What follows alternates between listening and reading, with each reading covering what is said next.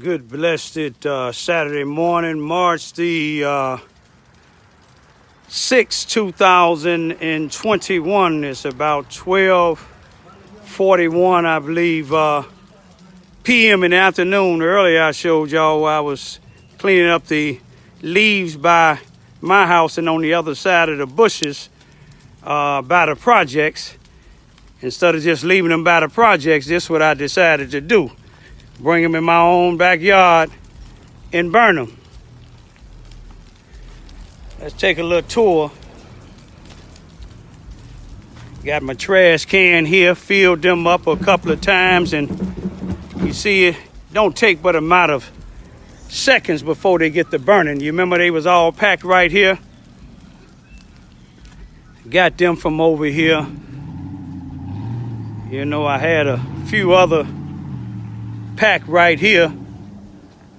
I guess that ain't bad for... Hey, how y'all doing? All right. Y'all remember the pile that was here in the projects? You know, I cleaned my bushes out and best if I can and got the piles up from that was out here. If there's any mosquitoes that smoke, will definitely take care of them. You know, I ain't gonna get the rest of this here because actually this is not really my job, but try to keep the little flowers where the young lady got killed. May she rest in peace. Try to keep it kind of decent. And like I said, when I was living in the projects, these is considered the projects here. You know, when we was coming up, these would be more so like row houses. But when I was coming up, you know, this is what we did. Our parents did, we did. Even though we had janitors in the neighborhood, the janitor's job is what wasn't that hard. You know what I mean? Because we did what we should be doing. You know, even though we lived in what they call the most notorious housing projects in the United States on the near north side of Chicago and Cabrini Green, we still kept everything decent, y'all. At least in my generation. You know what I mean? I can't say what other generations did, but you know, a neighborhood is what you make it. You know what I mean? A neighborhood is what you make it.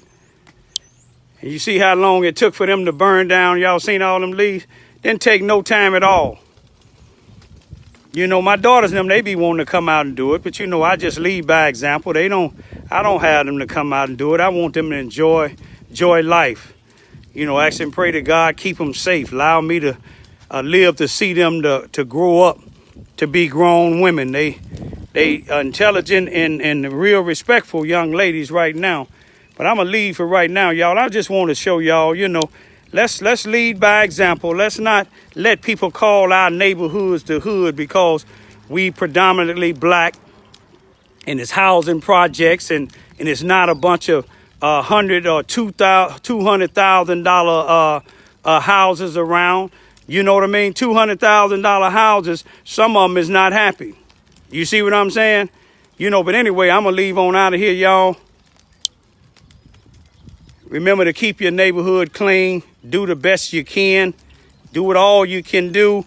Set a lead example. Before you lead by example, you got to get yourself right. Then you get your household right.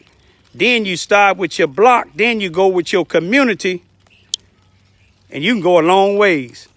Some people said that they didn't understand when I said I'm an ambassador of God and I'm an activist. I'm not a actor. You know, some of these individuals out here that call themselves actors, whether they women or men, they are said that they are activists. They are activists. See, activists don't just stop. They catch a news story with a 9 or 10-year-old child, whether it be male or female, get killed or get harmed or kidnapped. And then they get in front of the news cameras. And once they done got their attention, they stop. Then they go get government grant money and start saying that they for the community. Anything that I done, I haven't gotten grant money. I don't knock people that get grant money because some people get grant money. They take care of people, just like when I was coming up. You see what I'm saying? Some of the people that helped me first get my first summer job, They took that government money and made sure every kid that wanted to, and even kids that didn't want to get no job, they encouraged them to get jobs instead of going out there robbing and stealing. This what I did with my criminal life here, y'all. It's burnt up. You see what I'm saying? I don't care how much these people try to, the white supremacists, the corrupted law enforcement officials, the sellout blacks, the snakes and the dogs. And I ain't talking about reptiles and I ain't talking about four-legged animals. I'm talking about human beings. The Bible even talk about it. Beware of those dogs and evildoers.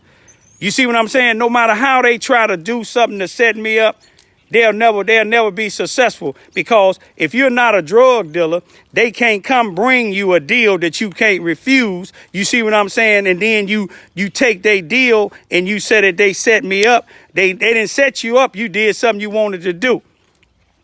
You see what I'm saying?